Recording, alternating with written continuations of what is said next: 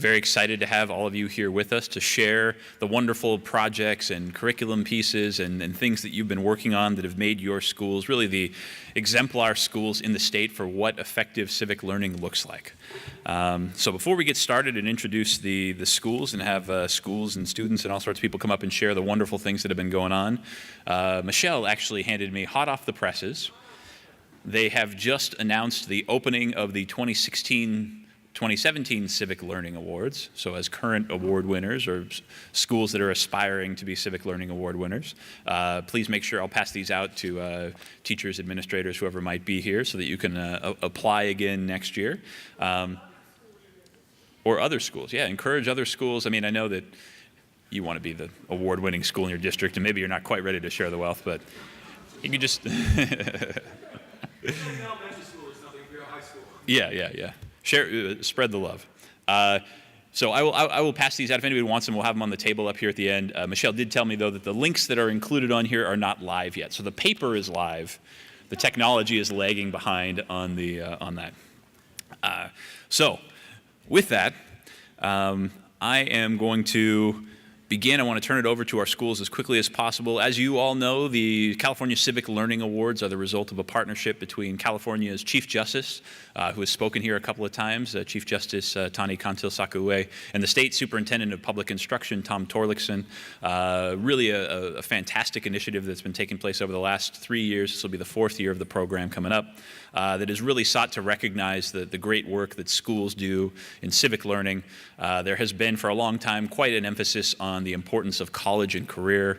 As I've heard Michelle say many, many times, that is only 2 of the 3 C's that are necessary, that third C, preparing students for civic life and for the roles as citizens, is just as important function of what we do in schools. And obviously the schools that are presenting today are exemplars of what that looks like in the best possible form, which is why they have won the awards. So I'm going to start by turning it over to our dear friends. We happen to be very personally invested in this award-winning school here at the Foundation. We've worked with Royal High School for, I think, about 5 years now on a great partnership. We actually just had some of their students come up this week to hear Vice Presidential candidate Pence speak. We've been working with them for a long time on the Ronald Reagan Citizen Scholar Institute at Royal High School. So with that, I'm going to turn it over to our good friends right here at Simi Valley, Royal High School.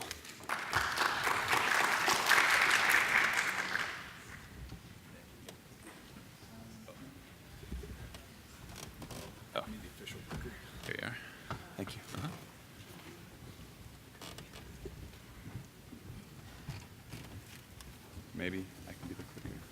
I can do it this way too. No.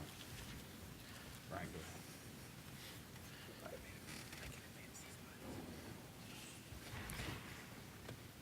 There. Those buttons. Arrows. We're good. So Royal High School is a partnership with the Reagan Library that we promote civics education, and it gives us a lot of opportunities to come up here. But we're going to be talking mostly today about what we put into our award. Part of the Civic Learning Award, everything you do might not fit into a category, but here's some of the stuff that we did that fit into a category. So that was Brian Dennert. My name is John Downey. We're both teachers. Also with us, Matt Guzzo is our assistant principal, and we've been doing the Citizen Scholar Institute through the Reagan Library in our school, this formal partnership for about the last 5 years. Mr. Guzzo is in his 2nd year with us, and so we've broken in a new administrator, we've broken in a new counselor in charge as well, and also Rich Leadus, a teacher here as well at Royal, and then our student who will speak on this particular topic of the Diploma Seal projects is Brooke Miller. Good morning. It is an honor to be speaking on behalf of my fellow classmates. From a student's perspective, a Diploma Seal project is a very unique way when learning how to contribute to the society and the community. For example, I am closely working with Mr. Downey on a project specific to campus beautification, and it is interesting to work closely with Mr. Downey and learn about how to incorporate the community in bettering our school. This project will incorporate students and bonding events that we will we will recruit in addition students from maybe a freshman class and make a tradition out of this project.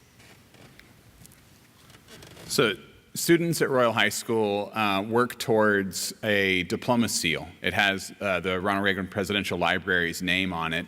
And to achieve that diploma seal, there are a variety of things that our students participate in. Brooke is in her senior year. She's been doing a lot of work towards her diploma seal.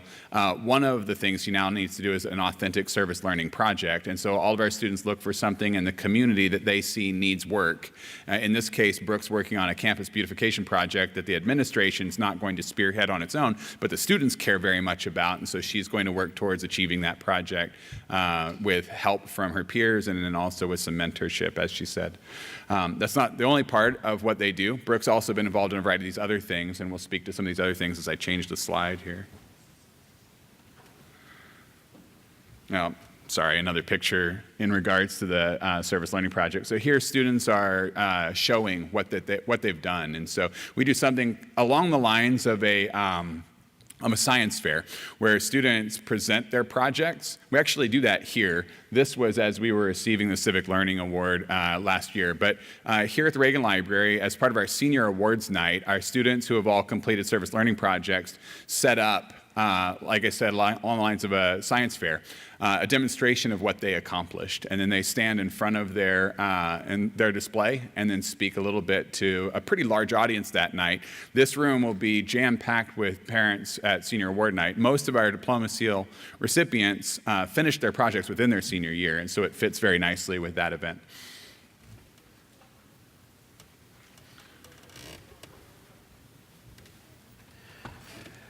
We have the Medal of Honor curriculum, and one of the ways that we incorporate it in a school is we went through it not just in a particular class, but with all of our students, and we wanted to do something that we modeled digital citizenship. So we had a Twitter town hall where kids in each class on a variety of topics after they've watched the Medal of Honor vignettes got to talk about ideas like what is character or what is heroism. So they will look at this and say, what's courage? And then tweet about it.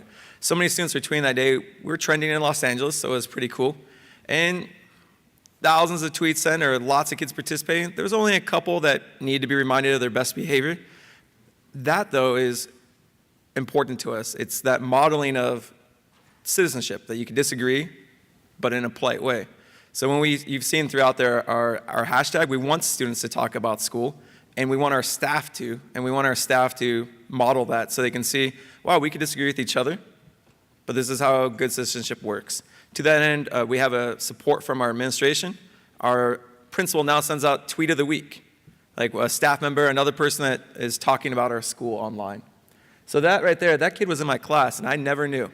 He wasn't sure if he was supposed to talk about it, and I asked him before we could include it in presentations like this, could I mention it? Because his stepfather, his father's worked undercover, and he checked at home, and he said yes. So he sat in my class all year long, did his work, smart but quiet. And then that day he got a chance to participate and apply what he was learning about the Medal of Honor curriculum.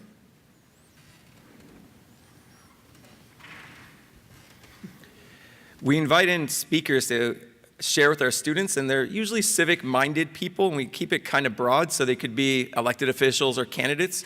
But I'll just tell you a little bit about those. Some of those people you can see, police chief. The guy in the top left is one of our best speakers ever. He runs a local skateboard shop. I just did it because it sounded fun. I didn't realize that it would actually relate to our curriculum enough. And all throughout his speech, he reminded why he does it. He likes his hometown. He doesn't want to move away. He likes local restaurants, and he likes our community. So he spoke about how he made it better. You can see that we have Medal of Honor recipients there. The bottom right, we have a Royal High School graduate. So we do that at least once a month, and we put it into our curriculum by requiring that students attend one a semester. But they could choose which one to go to. Maybe 2 a semester, but they'll have a huge list of which to go to.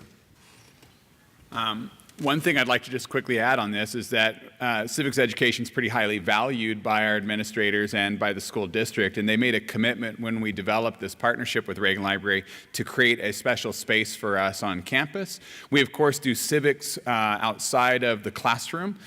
We very regularly make trips up here to the Reagan Library or downtown to the federal courts or to visit the Federal Reserve Bank downtown, but on campus we have a very special space, and so an old shop classroom classroom was reconfigured, very, very nicely appointed with big screen TVs, nice sound system. And so this is the hub for most all that we do with the Citizen Scholar Institute. And so if you've been seeing in the background these pictures of a nice space, I think a dedicated space where we do civics, of course, we do civics everywhere, but to have this special place really has made it very official.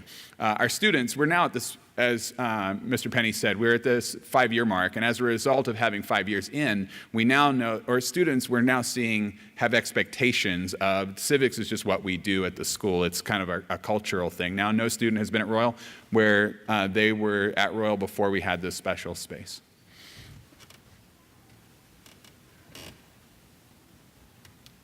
And to give you an idea that that's throughout the curriculum and throughout the school year, the last couple pictures we showed you were from this school year. So just from the start of our school year in August, we've had candidates for the state senate come in, candidates for the U.S. House of Representatives. And with our partnership with the Reagan Library, last Thursday, we got to invite students up to see Vice Presidential candidate Mike Pence speak. In addition to that, sometimes when you get speakers, you can get them from throughout your staff. You don't have to start at the top with like a member of Congress. They'll come to your school though. But sometimes, like Rich Leadis knows some of our alumni that graduated, we got them there. And you don't always know at the beginning how they're going to be civic-minded, but you give them a broad category, and they do a good job. Thank you very much.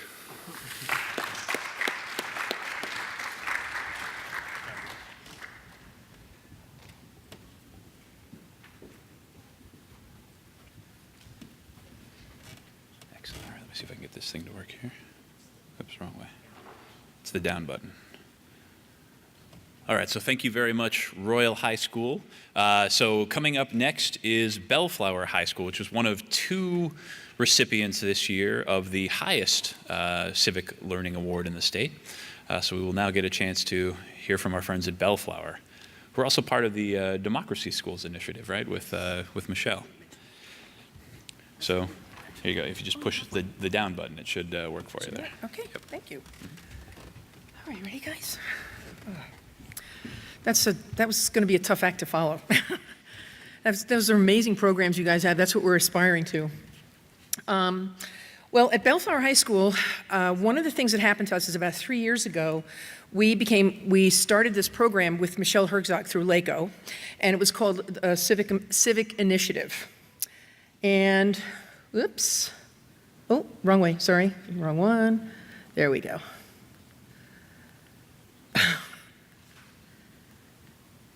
Huh.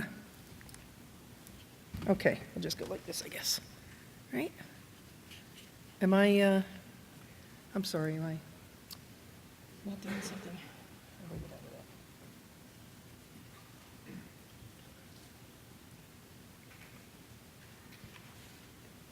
of that? Got it, okay. Will it work now? There we go. Okay. Got it. Thank you. Okay. Okay. I keep aiming it at the screen, which is the wrong way to go. What happened was, it was a 3-year pilot program that we worked on with Michelle, and it was funded by the Bechtel Foundation up near San Francisco. And what it did, it created a lot of opportunity for professional development. We created a team at our school the keywords were to institutionalize and then find a way to sustain civic learning at our school. Now, we have a high school and middle school, so we technically go from 7th to 12th. And what we decided to do was implement this across the board in our social science department to begin with. And then if it became successful, then the other subject matter, all the other disciplines would want to join in, and which is basically what has happened. So we applied back in March of 2013. We were accepted into the program. The goal was to institutionalize high-quality civic learning. Hey, guys, can you move down just a little bit? There we go. Thanks, because I just want to see what I'm doing. Thank you. And we completed it last year, and we became a civic democracy school. And there might be somebody else out here who was in it, but there were 13 schools that applied in LA County, and then there were a couple in Orange County. And it was a really exciting time. We were here last April, and we got our award. Let's see, there we go. It's inspired by the C3 framework, this whole program, and it's based on essential questions that each student has to ask at some point in one of their social studies classes. Everybody has social studies, so we're going to cover every student in our school with this program, which is the institutionalization part of it. So first they have to frame an inquiry about a public problem or issue, and I'll show you some of the ones that we did for each grade level. Then they had to investigate and research information regarding that issue. Then again, the third part of it, was, okay, once again, there we go. Engage in civil dialogue about the various perspectives and points of view. So they start talking with their classmates, they talk to other teachers, other classmates, they talk to parents, they go outside, they do investigation. They communicate their conclusions to us and to their classmates, and then they have to take some type of civic action. The 7th and 8th graders, we kind of let them get away with not having to take an actual action. They make poster boards, but we expect a lot more from our upperclassmen. The seniors go out and they do public service announcements, they'll make brochures, they've gone out and done interviews around the city, they're getting involved, and that's part of the civic action that they take. How do we get the students engaged in civil dialogue? We've utilized a lot of different techniques that we were taught through that program, the Civic Initiative with LACO. We used SAC, which is Structured Academic Controversy. We put kids in tables of 4. They have to research the pros and cons of really controversial items. And I will say, it's a lot easier for those of you who are administrators out here. We had 110% support from our principal. And he did not stop at anything to help us. And with that kind of support, it's so easy to implement this. And it makes it much easier on the teachers. We got financial support. We had opportunities to leave campus for professional development, to create the lesson plans that we did. It was imperative to have that kind of support. We have Socratic seminars, we use public issue discussions, we call them PIDs. We just had one the other day. We had the kids talking about whether or not teachers should carry guns to school. And these are highly controversial, highly sensitive topics, but this whole program has taught our students to speak about this kind of thing at a much more mature level. We use sentence frame cards so that they know how to address each other if they disagree with one another. We use soapbox speeches. Students will prepare a speech, and some of these guys, actually, they and their classmates did some soapbox speeches in April when we came here last. We have classroom discussions, philosophical chairs, and basically these are just some of the techniques that we use. And our successes so far, the biggest success was our annual civics fair that came from this. So that was the invitation that went out up there, and kind of like a science fair, we had this gigantic civics fair, never been done before, and we had it in the gym. This past year, we had it outside because it's become so big. This coming year, we're going to have it as part of the open house. So all the parents will be there. We're going to have tables set up outside of the classrooms so that the community can come in and see what their students are doing civically. 1,800 students attended our civics fair. It was open all day long, and we gave out questionnaires. We allowed students to vote for best in show. So there was a competition. Who did the best project? Who made the biggest impact in their community? And they won awards, Starbucks cards, things like that. Students voted with their phones for best in class. And this was key. This is how we institutionalized it. We spent time off-site, and we developed a lesson plan for every grade level, 7, 8, 9, 10, 11, 12. We sat down with the PLCs for each one of those grades, and we said, if you can embed this at some point into the year, you can participate in the civics fair. That's all we're asking, and everybody agreed to do it. We built the plans into the social studies department, and then that institutionalization, oops, sorry, I think I can go back, let's see. That institutionalization is what got us that award. That's what they were looking for, is how do you expose all your students to this and how do you sustain it? So we have built it into the curriculum. When someone looks at the curriculum handbook for our school now, they'll see every student in a social science class is required to do a civics project. It's embedded. So that, again, that's really one of the things that helped us get the award. Now, these guys were freshmen last year, they're sophomores this year, and they're actually going to talk to you just a little bit about what they did when they were freshmen. We have different topics for each grade level. The grade 7, and this is really cute, the 7th graders do this gigantic project on how governments should respond to epidemics. They research all kinds of epidemics, they find out a lot about it, they talk about it in class, and then they display it on a trifold poster board. Grade 8's question is, how has the United States met the goals set forth in the preamble of the Constitution? These are not yes or no answers. These are things that the students have to think about and research. The 9th grade one, whoops, here we go, is what obstacles face immigrants to the United States today?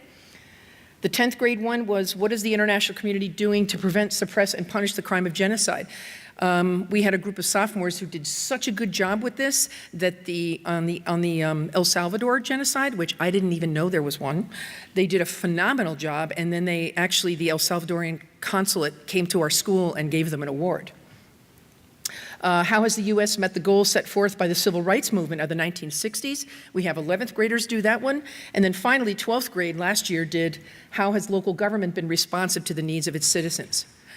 So each one of these is embedded into each social science class. Every single student, all 2,600 on our campus, did this project. So it's institutionalized. There's no other way to put it. Okay, this is an example, and I'll let you guys talk about this. This looks kind of complicated, but this is for freshmen. When the freshman class is responsible for getting ready to do their project, we give them a diagram to create their board so they look uniform and they understand what they have to do. So I'll let you guys go ahead and explain to them a little bit what you did, okay? Alrighty. So one of the parts of our poster board was the Coming to America essay, and for that we had to interview an immigrant that had come to the United States and ask them about their struggles and, you know, just how they got here and why. And I thought that was like a really inspirational part of it, because it really made me realize how much these people sacrifice to come here to this amazing country just for more opportunities of a better life that they don't even know if it's going to work out or not, but they just risked it all. And I think that's really something to appreciate. Some of the things that we learned, or that I learned through the Civics project, was I got a different perspective of what it's like to be an immigrant. Like, for example, some of the immigrant I interviewed, he said that when he came to America, he faced discrimination, and you know, like people were treating him bad. But through the years, people started warming up to him. You know, he got a little culture shock, but he's, you know, fine now.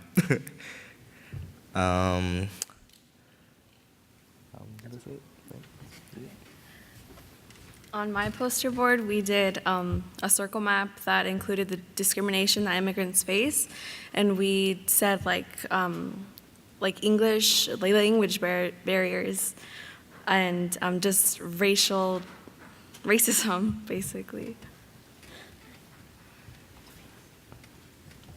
Hello, I'm Jackie Cardenas, and when we were conducting our research for our Civic project, we concluded that issues with freedom and financial issues influence immigrants to immigrate from their respective countries, and such freedom or economic opportunities influence their immigration into the U.S. Okay, so now they're sophomores, so they're going to be moving on up to the genocide project this year, but they know what to expect. They've already done this process when they were freshmen, and probably 8th grade too, I think, right? Yeah. Okay, oops, wrong one. Oh, you know, this is just not my day. Oh, here we go, our future plans. What we're going to do this year is bring aboard the other disciplines. It's already been done. We're changing the very nature of our open house, which comes in the second half of the year. I know you all know back to school night. That's one thing, but open house, we have a very hard time getting a lot of people to it.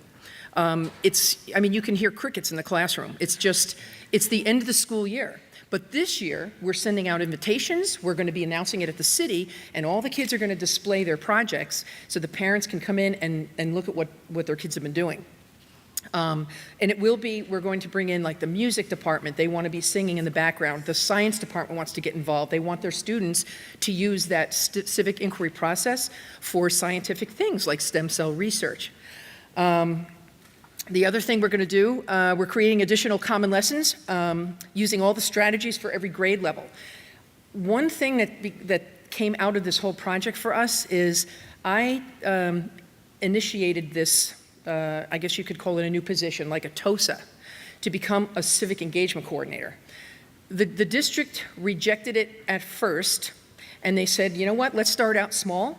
We're going to give you 2 free periods to work on civic engagement at the school. So now I have 2 free periods to develop these lessons, to work with the other departments. They actually saw enough importance to this, and they're behind it, that they want somebody to sustain it, help to be able to sustain it. These guys right here, another thing that we're going to be doing is bringing a teen court to Bellflower, and it is quite a process. The Los Angeles Superior Court system would like for us to be part of it. We'd actually have a courthouse right on our campus. So these guys are going to be hopefully my officers, but we're starting a teen court club, which will eventually become a law class, and we're going to start bringing in more people from the outside like you guys do, a lot of guest speakers to talk to them, attorneys, judges, police officers. And we're going to conduct another much larger civics fair, which I explained. We require already all seniors to conduct a civic investigation. They have to do community service hours. They also have to attend 3 city council meetings every semester. They have to take notes and know what's going on in their town. So hopefully we're going to be able to allow other people, other schools in our district to come in and watch what we're doing and become a teen court, and I think that was the end of it. Yeah. Sorry we took so long. Thanks, guys.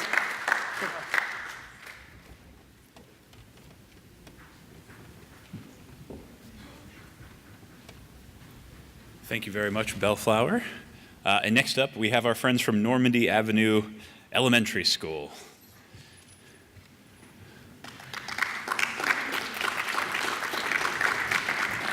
There you go. And then to advance, it's the down arrow. The down arrow? The down arrow, yeah. Okay. Good morning. My name is Myra Thompson. I'm the instructional coach at Normandy Avenue Elementary. I'm here with Spencer Schumacher, one of our 5th grade teachers, and we have 5th grade students with us as well. So I don't know if they'll be speaking to you or not. It depends on how the nerves hold out here.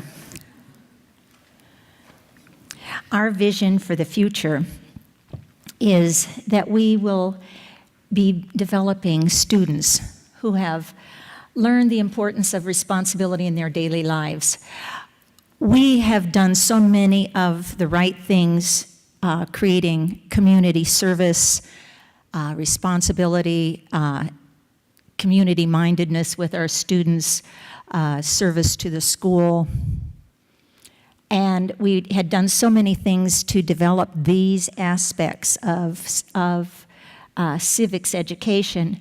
But what I was so happy to have as a result of finding out about this award process was the fact that we could actually formalize more of what we were seeing we needed as far as classroom education being a stronger structure. I don't know how many of you are familiar with what happens in elementary, but we have so many hours that are mandated for different content areas. And then there's that magical hour and a half that's left in which teachers have to somehow get in science, social studies, art, music, and PE. So in that magic hour, we decided that we were going to do some organization of actually putting civics together, and Mr. Spencer here was one of the leaders in doing so. Our students are now exposed on a regular basis to lessons that help them learn different aspects of the government, aspects of being good citizens, and and actually an extension of what the activities and events that we have around our school are going to take, they're going to take with them into the world. We are an old school, over 100 years old. Over 90% of our students are below the poverty level. We have a lot of influences in the community to overcome. So our community situation is that it is, we're really happy that we have so many parents and students involved in improving our school community itself. We do regular projects to beautify our school. We have parents coming and cleaning. It's just been, those kinds of things are magnificent. Now we have our students seeing the importance and putting that into the perspective of their roles as citizens. And that's what I love about what the Civics Award has given us as far as lending a direction for what we're doing. Here are, this is one of the ways that our teachers involve students. We have a lot of classroom discussions. Both of these actually are from Mr. Spencer's class.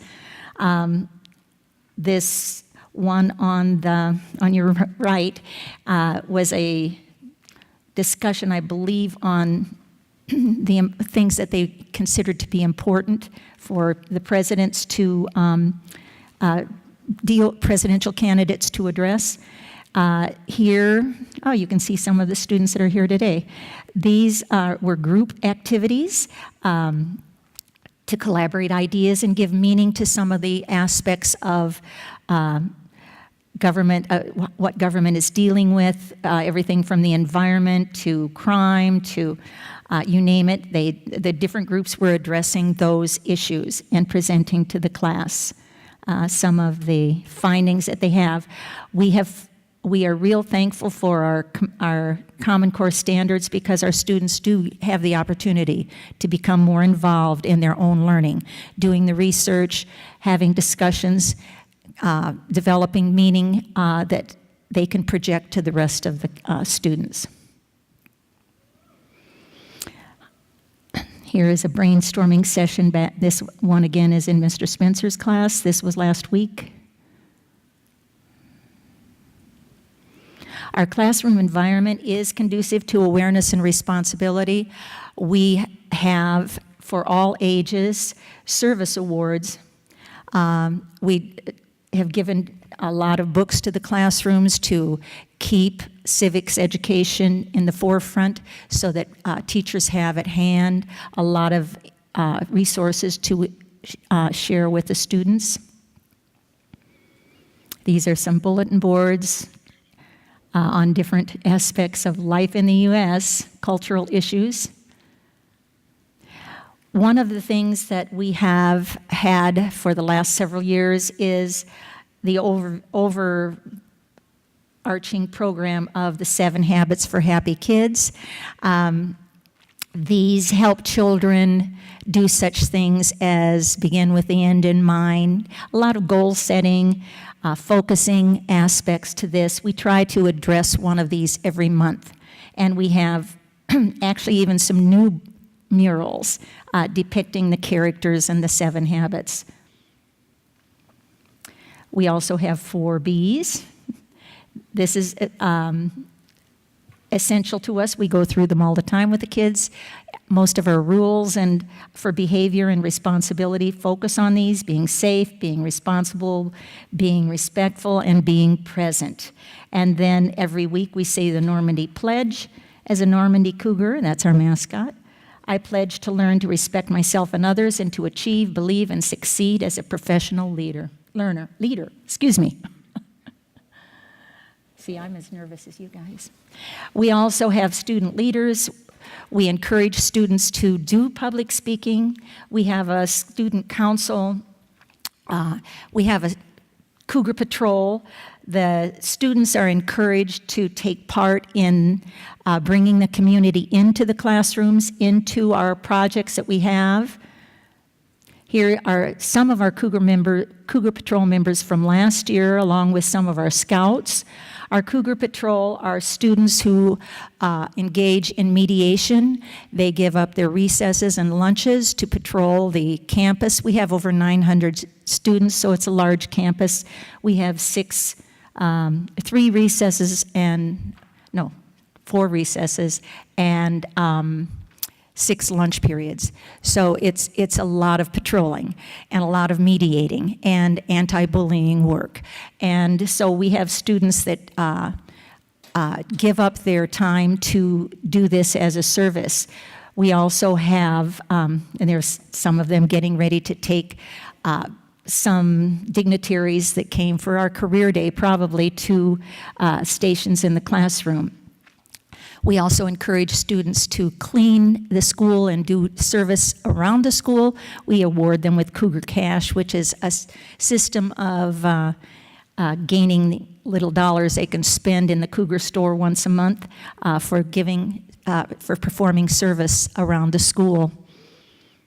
We also have beautification days in which we involve the entire community. We have, at the last couple, have had up to, I think, last spring we had 115 who came to paint murals, clean closets, do a lot of gardening.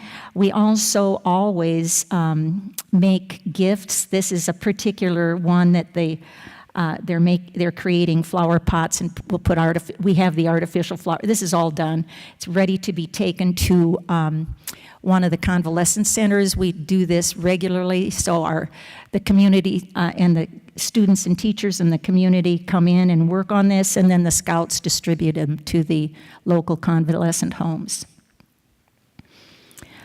These are just parents and teachers involved in our library makeover project.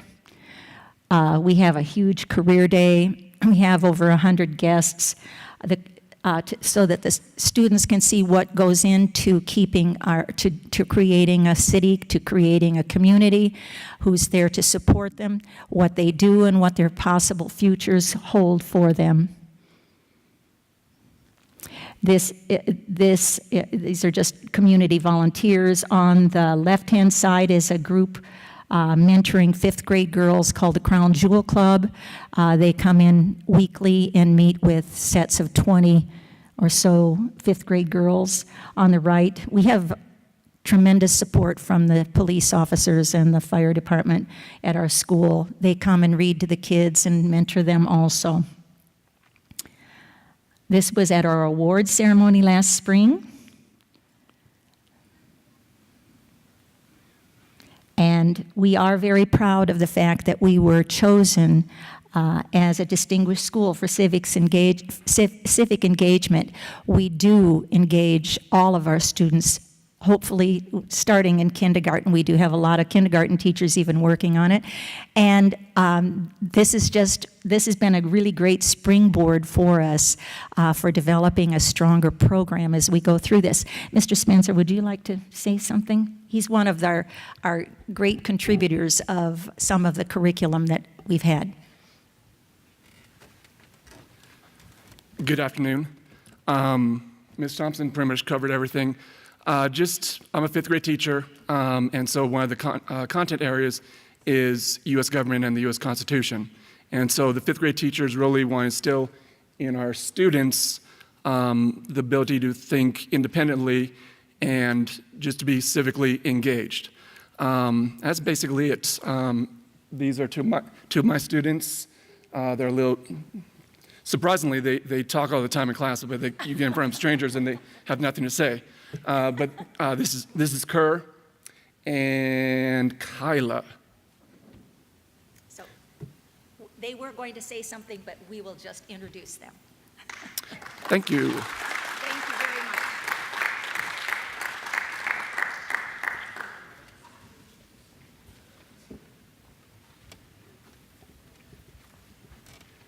Fantastic. Thank you so much, Normandy. And finally, another one of our top award winners in the state, all the way down from Sacramento, our friends from Natomas. So come on down, and I look forward to hearing what you have to say.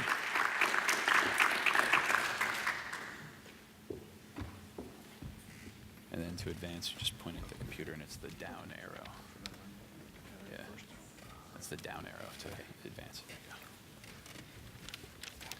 Good morning. I'm Rob Haggerty. I'm a teacher at Natomas Pacific Pathways Prep Charter High School, which is a mouthful, so from now on it'll be NP3.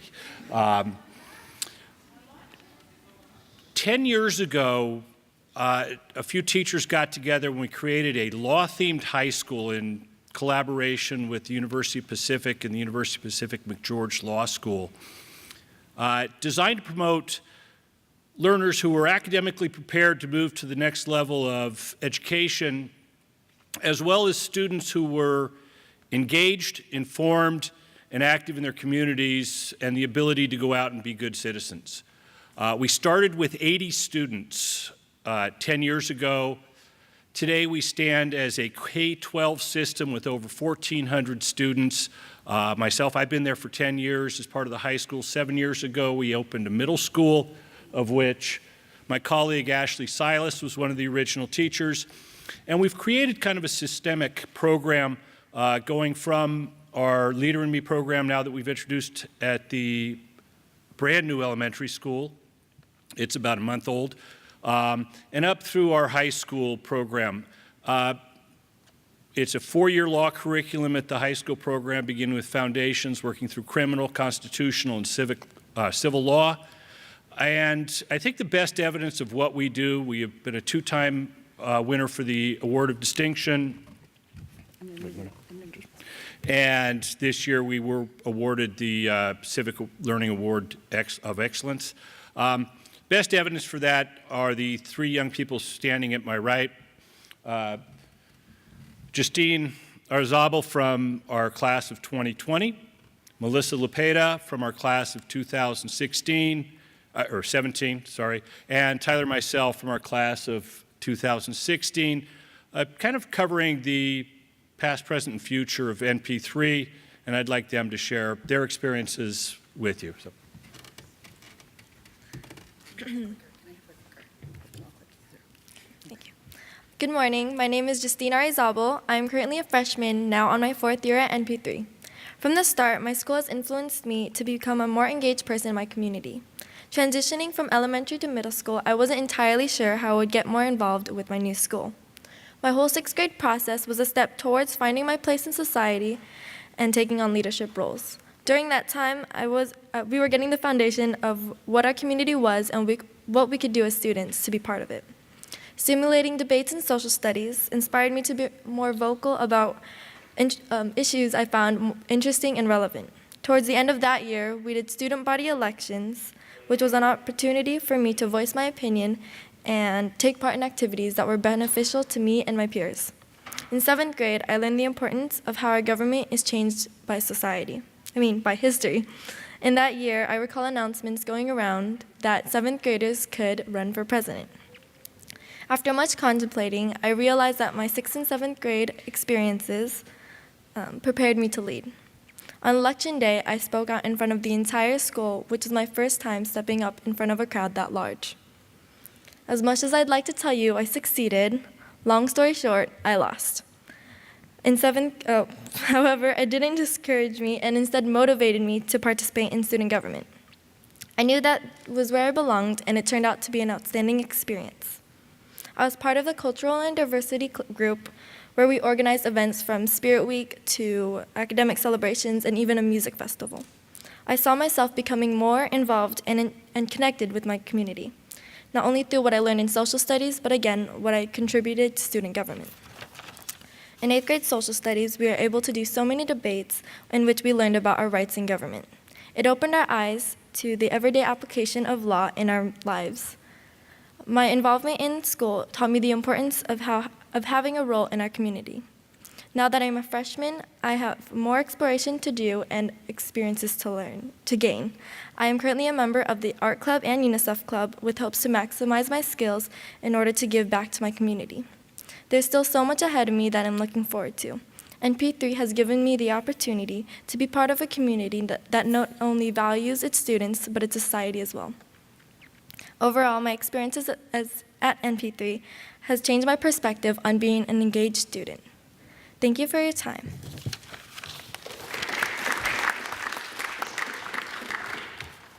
Good morning, everyone. I'm Melissa Lupetta, and I currently serve as student body president at MP3. Like Justine, I chose leadership as my middle school enrichment because I wanted to get more involved in my school. Working alongside students older than I was, from diverse backgrounds with different learning styles, skills, and opinions, I was taught the value of proper communication, collaboration, and ultimately compromise. Leadership class was the ultimate group project, and I came to love it because what we organized as a team had an immediate effect on the school. In the course of just a year, that class transformed me from the quiet contributor to a candidate for middle school student body president. I distinctly recall ordering Vote Melissa pins and having them come in the mail the afternoon results were released, after I'd lost. Regardless, I joined leadership again. Being just 11 or 12 years old and having that kind of ownership, a platform in which my input contributed to something greater than myself, was empowering. And that confidence continued. As a freshman in high school, I joined MP3's competitive mock trial team without having taken a single law class. In my first competition, I discussed burdens of proof, reasonable doubt, and probable cause, not because I was taught to recite what the law is, but because I felt engaged in its greater implications. In leadership, I'd gain the skills necessary to effectively work with other people, but through mock trial, I learned to trust what I had to say, to persuade, and to welcome debate. It gave me the voice in which to rally others. So my sophomore year, I ran for high school student body vice president. I remember taking to the center of the room amidst 100 unwavering gazes and sharing my vision for the school. Of the 6 hopefuls, I was elected VP, and after that year, I ran again, this time for student body president, the position I now hold. What my school does is teach the relevance of law in our everyday lives and calls us to utilize its principles to make a difference in what matters to us. From community service to seeing senior project boards at our annual senior project fair, being student body president is a culmination of being in an environment that actively encourages advocacy. See, at MP3, we are taught to take initiative in order to be makers of change, and as students, we gain confidence in our ability to do so, which is why in my senior project, I've set out to do public service and public speaking seminars in order to give other people a voice, like the voice I found here at MP3. Going forward, I hope to pursue a career dedicated to public policy, and that all comes down to being a pirate. Thank you.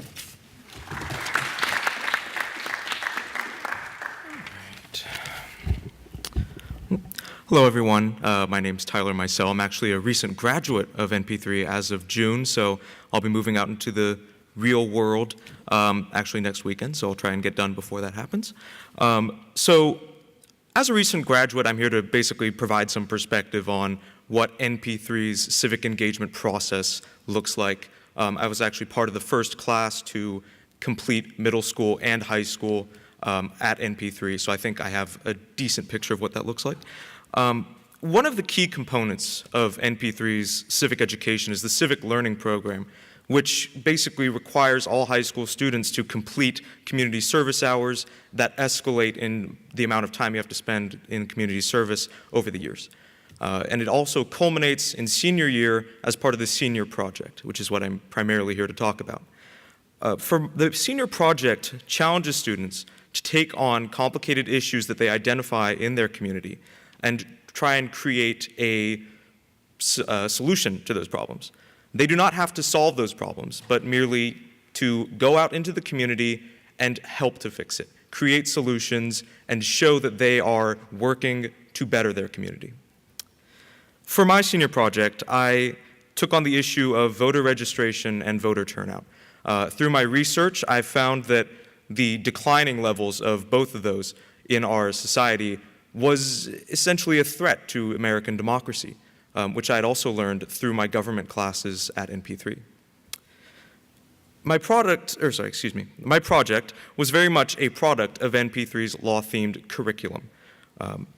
The hands-on practice in governance and advocacy that NP3 provides. As a graduate, I have taken and passed all of the law classes, as mentioned by Mr. Haggerty, at NP3. And these classes have had a major impact on my own aspirations and my own learning. I actually want to go into the legal field and hopefully be a lawyer one day. Learning about the civil rights movement, in particular in junior year constitutional law, helped to really inspire my senior project. I saw that people had to fight and, in some cases, die for the right to vote. And that's something that I thought was something that needed to be protected in our society. In my junior and senior years, I also engaged in NP3's hand-on practices in governance and advocacy. I was a senior year, In senior year, I was a student government delegate representing my advisory class, which is another part of NP3 that is really crucial. It's a group of students that stay with a single teacher advisor through all 4 years of high school. And it really creates a nice group and a nice basis for learning and support. I was also a member of peer court, which involves students in the school's own justice system, where peer court members assign consequences in a courtroom-like setting to people who have broken education codes or school codes. So all of my experiences at NP3 through the civic engagement programs have really widened my perspective on democracy and the justice system, and in some cases as society as a whole. And one day I hope to be an attorney in order to help make positive change for the better. Thank you very much. Thank you very much.